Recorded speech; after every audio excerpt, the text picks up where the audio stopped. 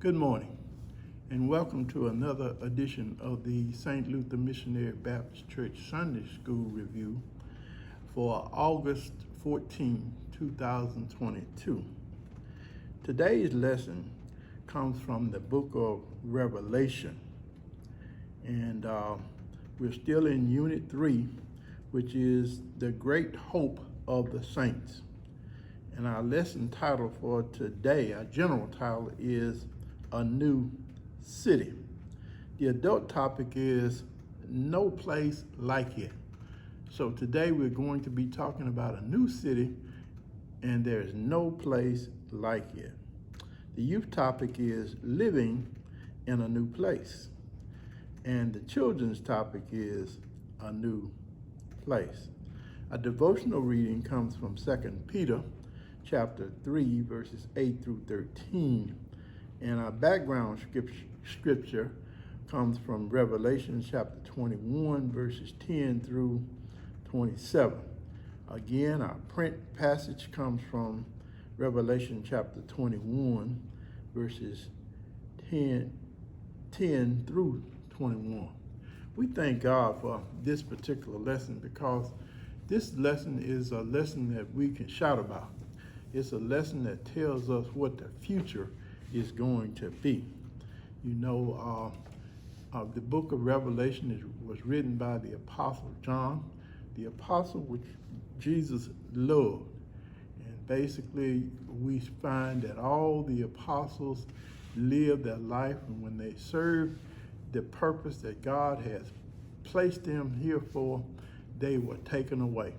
As a matter of fact, when you think about Peter and Paul, one of them was hanged upside down and the other one was crucified. And they all died when God had purposed them to die, when they had performed the duty that God had sent them to perform. But he gave John another task. He was banished to the Isle of Patmos because the Roman king saw Christians as being criminals. So John was considered to be a criminal, and he was sent to the Isle of Patmos to serve time. And I believe he served about 18 months there. But you know, God has a plan. He had a plan for John. And his plan was to show John not only what had happened in the past, but what was happening at the time and what was going to take place in the future. And we know that this lesson today picks up at Revelation chapter 21, verse 10, and it's a continuation of last week's lesson, which was about no more tears. And basically what that lesson was telling us is that at the end, when Jesus when God comes back and brings a new heaven and a new earth, the new Jerusalem, that there will be no more tears, no reason to cry, because everything that would cause a man to cry would have ended. God would have brought to an end. And today, what we find in today's lesson is that John is shown a vision. And what we have to see is that in continuing from last week's lesson, we know that verse 9 says, "And there came unto me one of 7 angels, which had 7 vials full of the 7 last plagues, and talked with me, saying, Come hither, and I will show thee the bride, the Lamb's wife." And so what the angel was telling him was that he was going to show him a vision. He was going to show him a vision of the future. He was going to show him a vision of what heaven would be like. And without any further ado, we're going to get into today's lesson. Today's lesson picks up with verse 10, and the lesson has 3 outlines. The first outline is a place of eternal beauty, a place of eternal beauty. And that picks up at verse 10 and ends at verse 14. And it reads as follows: And he carried me away in the spirit to a great high mountain, and showed me a great city, the holy Jerusalem, descending out of heaven from God, having the glory of God, and her light was like unto a stone, most precious, even like jasper stone, clear as crystal, and had a wall and high, a great wall and high, and had 12 gates, and at the gates 12 angels, the names written thereon, which are the names of the 12 tribes of the children of Israel. On the east 3 gates, on the north 3 gates, on the south 3 gates, on the west 3 gates. And the wall of the city had 12 foundations, and in them the names of the 12 apostles of the Lamb. And so we see here then that the angel took John away, and he was in the spirit, which means that John was on the Isle of Patmos, so he didn't really go anywhere, but he was in the spirit. So being in the spirit, he saw a vision. He saw a vision, and it says it took him into a great high mountain. And we know that in order to get a panoramic view of anything, you have to be above it. And so what he did was he took him into this great high mountain so that he could see this wonderful sight that he had for him to see.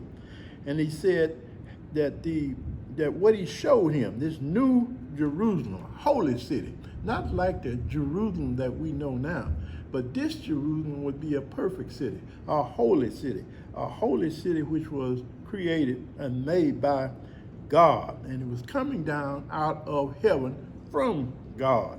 And it says that the glory of God and her light was likened unto a stone. See, what John was doing was he did the best job he could to explain to the people or the readers of this book how things look. But he used a lot of symbolism. You know, we know that it said that it was like jasper stone, clear as crystal. And we know that jasper is kind of dull. Jasper is not really a clear stone. But we're talking about really here the brilliance, the glory of God. And so the glory of God reflected that jasper as being clear as crystal. And we know that crystal is perfectly clear. And had a wall great and high, and had 12 gates. And the 12 gates had 12 angels, the name written thereon, which were the names of 12 children of Israel. And we know that Jacob was named Israel by God. And we know that God made a promise to Abraham, Isaac, and Jacob. And God keeps his promise. And so what was reflected here was God keeping his promise by showing these 12 tribes being there in heaven. And the wall of the city had 12 foundations, and in them the names of the 12 apostles of the Lamb. So we know Jesus had 12 apostles. And one of them betrayed him, but then they selected another one named Matthias. So the 12 foundations. Can you imagine a city with 12, or building with 12 foundations? You know, normally what we see in the buildings that we build, we see some that our foundations are much thicker than others, but never would we see a building with 12 foundations. So this represents what? Security. It represents a place where we wouldn't have to worry about any problems with the foundation. Then the other thing that we have to understand is the apostles were left here by Jesus, and they were the foundation of the Christian church. They started the Christian church. So that's what that represents. Moving on to the second outline, it says plenty of good room. Plenty of good room. And that's shouting words. That plenty of good room. And he that talked with me had a golden reed to measure the city, and the gates thereof, and the walls thereof. And the city lieth 80, and the length is as large as the breadth, and he measured the city with the reed, 12,000 furlongs. The length and breadth and height of it are equal. And he measured the wall thereof, 144 cubits, according to the measure of the man, that is, of the angel. And so we go back to verse 15. It says, and he's not only just showing him, he's talking to him. He's talking to John, and he what did he do? He measured the city with a golden reed. It's just appropriate that what he would measure the city with would be something golden. Because when you think of the city itself, you will see later how it looked. And though he measured the walls thereof. And he talked about the size of the city. And we're going to get more into that later on. But then it says in verse 17 that the angel measured the wall using human measurements, and it was 144 cubits. Now we know that when John looked and saw those folk who were going to be saved, he looked at the Israelites, and he saw 144,000, 12,000 from each of the sons of Jacob. So we see then that it was 144 cubits. And so what we're talking about is a very large, expansive place. And I believe that when I looked at it and the measurements that were given, it was 2 billion miles. Now, can you imagine a city being that large? You know, we've seen some large cities. Recently, I was in Dallas, Texas, and Dallas is a large city, but Dallas would have no comparison to this city. And why does that city need to be so large? The city needs to be so large because it needs to accommodate all those who were going to who were saved, who were going to qualify to enter that city. And we know we talk about John saw 144,000, but then he looked and saw a number that could not be numbered. And so that's the number that we look at. That's the number that we're included in. And the shouting message here is that the city is going to be large enough to accommodate all of us who are qualified to be there. And we have to understand that you have to qualify. You just can't walk in. Can't walk into this city. You have to qualify to be there. We talk about heaven being what? A prepared place for a prepared people. And so in order to be there, we have to be holy.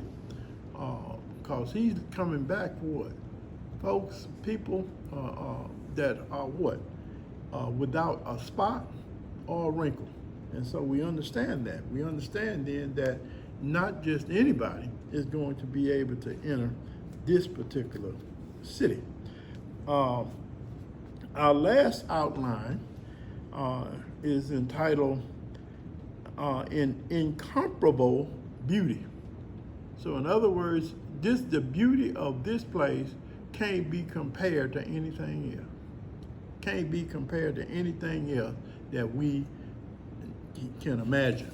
As a matter of fact, if you read 1 Corinthians chapter 2, verse 9, it reads, "Eye had not seen, nor ear heard, neither have entered into the heart of man the things which God had prepared for them that love him." So in other words, it's not just for anybody, it's for those who love him. And how do we know if we love him? We love him if we keep his commandments. And I think that's a theme that was made at least 3 times in last week's lesson. If you love me, keep my commandments. Obey my words, or keep my words. But this topic, Incomparable Beauty. And I'm gonna try not to butcher some of these names of the stone, but it says, and the building of the wall of it was of jasper. Is that jasper again?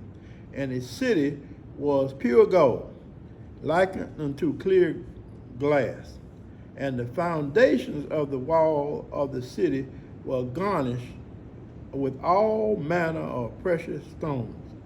The first foundation was jasper, the second was sapphire, the third was chalcedonian, the fourth was emerald, the fifth was sardonyx, the sixth was sardius, the seventh was chrysolite, the eighth was beryl, the ninth topaz, the 10th chrysolophorus, the 11th jacinta, and the 12th amethyst. And the 12 gates were 12 pearls. Every several gate was one pearl. And the street of the city was pure gold, and it was as transparent glass. So we see then that what John was trying to do was to describe the city in terms that he understood, and in terms that he thought his readers would understand. So he used symbolism. But what we're talking about here is, in describing these precious stones, he's talking about really the glory of God, because nothing can compare to the glory of God. We went back and looked at these stones to see what color they were, and they were even beautiful on a picture. But I can imagine that the picture that we saw was nothing like John saw. John did the best he could using the symbolism that he could to be able to describe to his readers what he saw. And the basic thing that we need to understand is that this New Jerusalem that we're talking about is what God had made. In other words, God had prepared a place for us, and that shows the tremendous love that he has for us, because what he did was to give us his absolute best. He gave us his absolute best when he sent Jesus, and he's giving us his absolute best now. And it's up to every man to decide whether he wants to live in this New Jerusalem or whether he wants to spend eternity in hell and the lake of fire. So it's a decision that we all have to make.